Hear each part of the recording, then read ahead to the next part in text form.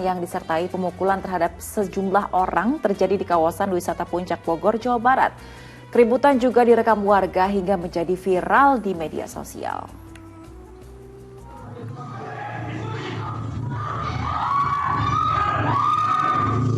Ya, video yang direkam warga ini memperlihatkan keributan yang terjadi di Desa Batu Layang, Cisarua, Bogor, Jawa Barat. Dalam video yang telah beredar luas tersebut, terlihat sejumlah orang melakukan penganiayaan terhadap warga.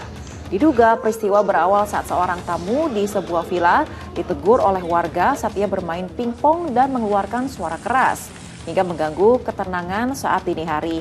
Karena kesal ditegur, ia pun mendatangi warga hingga terlibat keributan yang berujung pemukulan. Akibat penganiayaan tersebut, salah satu warga yang jadi korban tidak sadarkan diri dan dilarikan ke rumah sakit untuk perawatan medis. Kasus ini tengah ditangani aparat kepolisian, 8 pelaku kini dalam pengejaran polisi. Ya, kejadian ini sangat disayangkan ya, lagi-lagi adab bertamu harus dikedepankan, jangan sampai mengganggu tuan rumah ataupun penduduk setempat.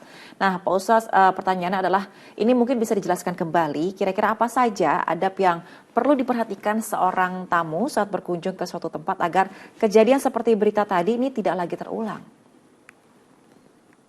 Ya, baik. Yang pertama mungkin ya adab bertamu itu, misalnya dia punya niat yang baik. Yang kedua, dia mengucapkan salam.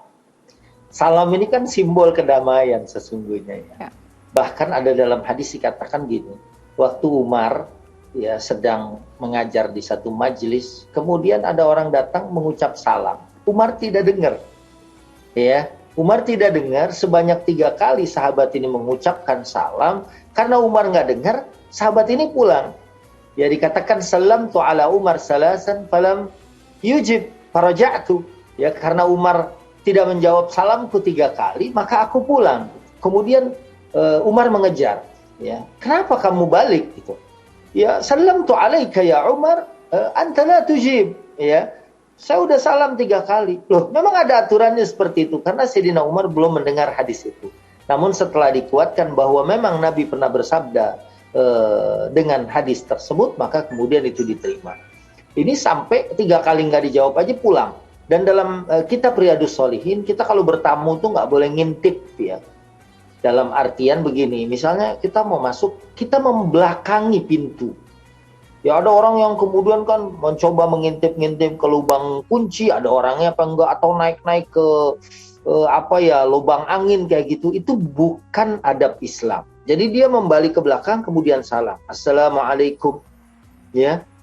Kalau tidak dijawab ya lebih dari 3 kali udah pulang karena mungkin orangnya pertama tidak ada atau yang kedua ada tapi sedang tidak ingin menerima tamu, dan itu hak dari orang itu untuk menerima atau menolak kita. Kemudian urusan salam ini kan bahasanya kula nuwun, ya kita juga namanya bertamu, kita harus beradab, menutup aurat, menjaga akhlak ya. Apalagi kalau kita dengar tadi bahwa orang ini sampai jam 2 dini hari teriak-teriak gitu ya. Ya sesungguhnya ini orang yang nggak kenal adab mestinya gitu ya. Karena dia kan di situ sebagai tamu posisinya, dia harus menghargai. Dan poin yang berikutnya, kita nggak boleh bertamu di waktu haram. Ya, silahkan dilihat itu surat An-Nisa ayat 58. Ada 3 waktu haram bertamu. Ya, yang pertama adalah qoblal fajar, sebelum sholat subuh. Yang kedua ba'da sholatil isya. Ya, kemudian adalah ba'da zuhur atau waktu zahirah, waktu orang melepas pakaian. Nah, kalau jam 2 dini hari dia teriak-teriak, sesungguhnya jam seperti itu kita bertamu tuh hukumnya haram, kecuali ada hal yang penting. Misalnya ada kebakaran, kita datang tuh, ya jangan juga, ada kebakaran, nggak enak, ini waktu haram gitu untuk bertamu. Ya lain ini special case gitu kan, kalau keadaannya kayak gini ya kita ketuk rumahnya untuk menyelamatkan diri mereka. Tapi kalau nggak ada urusan, apalagi urusan main pingpong pada jam yang sesungguhnya itu adalah jam orang istirahat, di waktu haram dia untuk bertamu, maka ini adalah merupakan satu kezaliman dan tanda bahwa mereka bukan orang yang beriman. Karena dalam hadis dikatakan man kana yu'minu billahi wal yawmil akhir falyukrim dhaifahu ya, dan falyukrim jarahu. Ya, saat orang itu dikatakan beriman dan bertakwa kepada Allah, adalah dia menghormati tamu dan juga menghormati tetangganya. Ya karena jangankan dia tamu, dia orang di situ aja dia harus tahu tuh. Dia harus minta ridho bagaimana tetangga atau orang-orang yang terdekat dari rumah tersebut ya.